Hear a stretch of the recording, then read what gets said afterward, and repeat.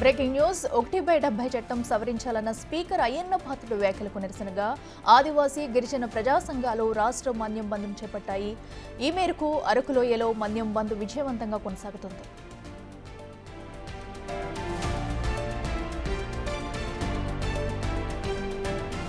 నేడు రేపు 2 రోజుల పాటు జరిగే రాష్ట్ర మన్యం బంద్కు ఆదివాసీ అఖిలపక్ష ప్రజా సంఘాలు పిలుపునిచ్చాయి. దీంతో ఉదయం నుంచే ఆదివాసీ ప్రజా సంఘాల నాయకులు బంద్ను పర్యవేక్షిస్తూ రోడ్డెక్కారు.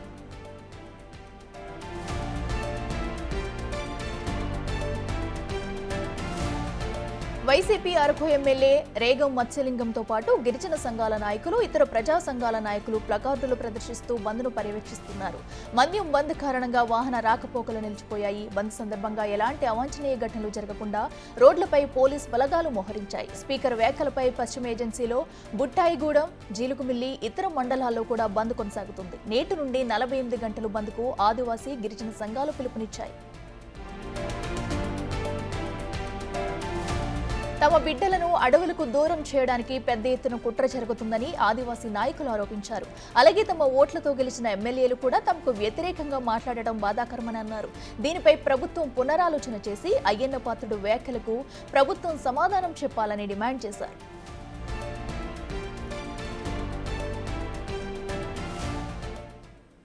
ఈరోజు రేపు రాష్ట్ర మన్యం బంద్ 48 గంటల పాటు విజయవంతంగా జరుగుతుంది. ఈ రాష్ట్ర మన్యం బంద్ ప్రధాన ఉద్దేశం గత నెల 27వ తేదీన రాష్ట్ర శాసనసభ స్పీకర్ అయ్యన్న పాత్రుడు గారు 1/70 చట్టం సవరణ చేస్తేనే ఆదివాసీ ప్రాంతంలో టూరిజం అభివృద్ధి చెందుతుంది, ఈ ప్రాంతంలో హోటళ్లు, లాడ్జీలు, రెస్టారెంట్లు నిర్మాణానికి అవకాశం ఉందని చెప్పేసి 1/70 చట్టం సవరణ చేయాలని చెప్పేసి ఆయన ప్రకటన చేశారు. ఆ ప్రకటన వెనుక రాష్ట్ర ప్రభుత్వం కుట్ర ఉందని చెప్పేసి మేము భావిస్తున్నాం. ఎందుకంటే ఇటీవల రాష్ట్ర ప్రభుత్వం విజన్ 2047 పేరుతోటి టూరిజం అభివృద్ధి పేరుతోటి 1/70 చట్టం సవరణ చేయాలని చెప్పేసి ఈ రాష్ట్ర ప్రభుత్వం పూనుకుందని చెప్పేసి మేము భావిస్తున్నాం. అందుకనే నేటికి రాష్ట్ర ప్రభుత్వం 1/70 చట్టం సవరణ చేస్తామని స్పీకర్ ప్రకటన చేసినప్పటికీ స్పష్టమైన వైఖరి ప్రకటన చేయలేదు. అందుకనే ఈ రాష్ట్ర మన్యం బంద్ విజయవంతం జరుగుతుంది.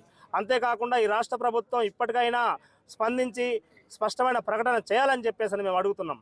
ఆదివాసులుగా మేము ఈ రాష్ట్ర ప్రభుత్వానికి ఒకటే డిమాండ్ చేస్తున్నాం.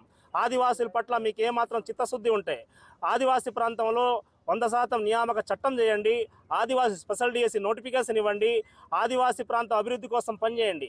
అంతేకాని ఉన్న చట్టాలని సవరణ చేస్తామంటే మాత్రం ఆదివాసీ సమాజం అంగీకరించదని చెప్పేసి ఈ సందర్భంగా ఈ రాష్ట్ర ప్రభుత్వం హెచ్చరిస్తున్నాం. అంతేకాకుండా స్పీకర్ గారు ఇంకో ప్రకటన చేశారు. ఆదివాసీగా ఆహ్వాన చేస్తూ ఆదివాసులు పెట్టుబడి పెట్టలేరు, డబ్బులు లేవని చెప్పేసి అంటున్నారు. మీరు ఈ రాష్ట్రంలో దాదాపు 14-15 సంవత్సరాల నుంచి పరిపాలిస్తున్నారు. మీ పరిపాలన ఏ ఆదివాసి కూడా అభివృద్ధి చెందారా లేదో తెలుసుకోవాల్సింది మీరని చెప్పేసి ఈ సందర్భం అడుగుతున్నాం. మీకు ఏమాత్రం చిత్తశుద్ధి ఉంటే, ఆదివాసుల పట్ల అభిమానం ఉంటే అనంతగిరిలో మీరు ఇచ్చినటువంటి ఏవైతే హైడ్రో పవర్ ప్రాజెక్ట్ అనుమతులు ఉన్నాయో అవి ఖచ్చితంగా రద్దు చేయాలని చెప్పేసి మేము డిమాండ్ చేస్తున్నాం.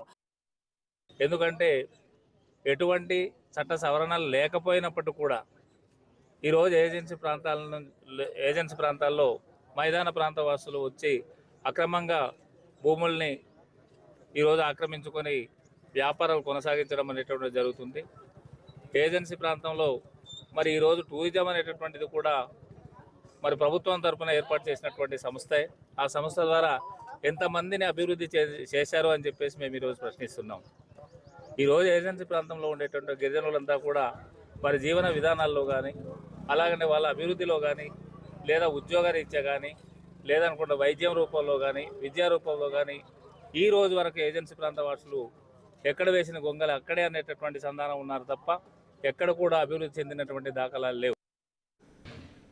ఇదే అంశానికి సంబంధించి మరింత సమాచారం మా ప్రతినిధి రాజు అందిస్తారు. రాజు, చెప్పండి, మరి అయ్యన్న పాత్రుడు వ్యాఖ్యలకు నిరసనగా కూడా ఆదివాసీలు అయితే 2 రోజులు బంద్కు పిలుపునిస్తూ కూడా తమ డిమాండ్లను అయితే వినిపించారు. మరి దీనిపై ప్రభుత్వం పునరాలోచిస్తుందా? అప్డేట్స్ ఏంటి?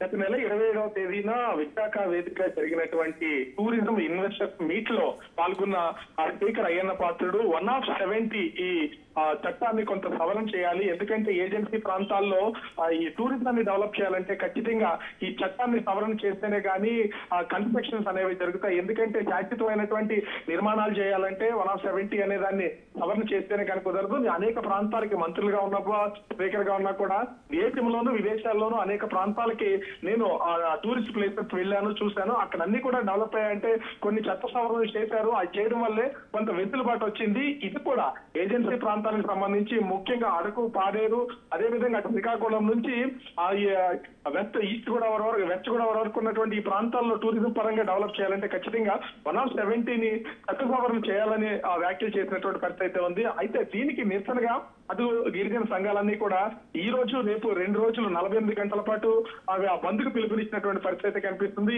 ఎక్కడ ఎందుకంటే ఏజెన్సీ ప్రాంతాలకి అటు టూరిజానికి సంబంధించి కూడా అనేక ప్రాంతాల నుంచి ఈ అరకు గాని, పాడేరు గాని, అనంతగిరి ఈ చుట్టుపక్కల అన్ని ప్లేసెస్ కి కూడా వస్తున్నటువంటి పరిస్థితి ఉంది. ఈ నేపథ్యంలోనే మొత్తం 48 గంటల బంద్కు అయితే పిలుపునిచ్చారు.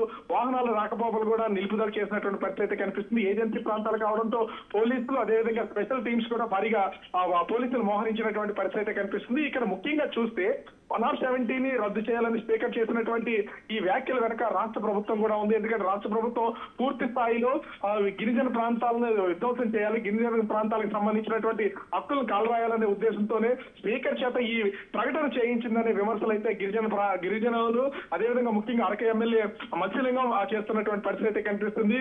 గిరిజన చట్టాలకు సంబంధించి ఏ విధమైన చట్ట సవరణలు చేయాలని ఆలోచన చేసినా ఇక్కడ గిరిజనులకి డెవలప్మెంట్ విషయంలో ఇబ్బందులు కలిగించినా కూడా రాష్ట్ర ప్రభుత్వం తగిన మూల్యం చెల్లించుకుంటారు అనేది హెచ్చరికలు జారీ చేస్తున్నారు. 48 గంటల బంద్కు పిలిపించినటువంటి గిరిజన సంఘాలు అయ్యన పాత్ర చేసినటువంటి ఈ వ్యాఖ్యలను వెనక్కి తీసుకోవాలి, అదేవిధంగా చట్ట సవరణ చేయాలనే నిర్ణయాన్ని కూడా వెనక్కి తీసుకోవాలని డిమాండ్ చేస్తున్నటువంటి పరిస్థితి కనిపిస్తుంది.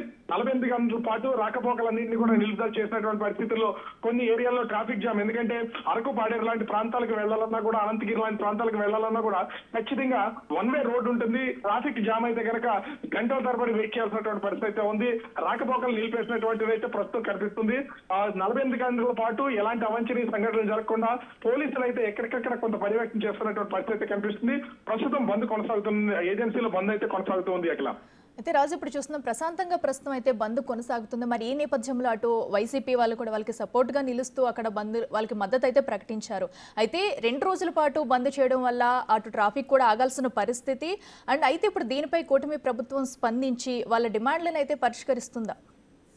అంటే ప్రభుత్వం నుంచి ఒక ప్రకటన అయితే కోరుతూ ఉన్నారు. ఖచ్చితంగా స్పీకర్ హోదాలో ఉన్నటువంటి అయ్యన పాత్రుడు చేసినటువంటి ఈ వ్యాఖ్యలు వెనక్కి తీసుకోవాలి. మొదటిగా 170 చట్టాన్ని సవరణ చేయాలనే ఆలోచన కూడా కూటమి ప్రభుత్వం మానుకోవాలని చెప్తారు. ఎందుకంటే ఇది ఒక్క స్పీకర్ చేసిందే కాదు, డెవలప్మెంట్ జరగాలంటే ముఖ్యంగా ఏజెన్సీ ప్రాంతాల్లో టూరిజంతో పాటుగా ఇతర డెవలప్మెంట్స్ కూడా జరగాలంటే చట్ట సవరణ చేయాల్సినటువంటి పరిస్థితి ఉందని రాష్ట్ర ప్రభుత్వంలోని కొంతమంది నాయకులు కూడా చెప్తున్నటువంటి పరిస్థితి ఉంది, మంత్రులు కూడా చెప్తున్నటువంటిది అయితే ఉంది.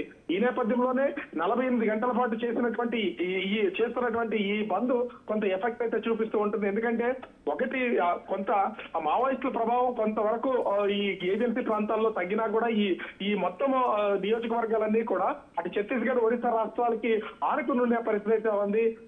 అటు శాంతి భద్రత విఘాతం కలిగించకుండా ఉండాలి. ముఖ్యంగా ఈ బంద్ లాంటి వాటిని చేపడితేనే వాటిని కంట్రోల్ చేయాలనేది రాష్ట్ర ప్రభుత్వం మీద అదేవిధంగా కేంద్ర బలగాల మీద ఉన్నటువంటి పరిస్థితి ఉంది. ఈ నేపథ్యంలోనే అప్పుడు రాష్ట్ర ప్రభుత్వం కూడా వీళ్ళతో చర్చించే అవకాశం అయితే ఉంది. ఇప్పటికే వైసీపీకి సంబంధించినటువంటి ఎంపీ గాని, అటు పాడేరు, అరకుకు సంబంధించి 2 ఎమ్మెల్యేలు వైసీపీ నుంచి ఉన్నటువంటి నేపథ్యం ఉన్నటువంటి పరిస్థితుల్లో ప్రస్తుతం అయితే బంద్ అయితే ప్రశాంతంగా కొనసాగుతుంది. మరి రాష్ట్ర ప్రభుత్వం ఎలాంటి నిర్ణయం తీసుకుంటుంది? 170ని చట్ట సవరణ చేయాలనే ఆలోచన నుంచి వెనక్కి వెళ్తుందా, గిరిజనులకు అండగా ఉంటుందా లేదనేది మాత్రం వేచి చూడాల్సినటువంటి పరిస్థితి కనిపిస్తుంది. Akhila. Right Raju, thank you.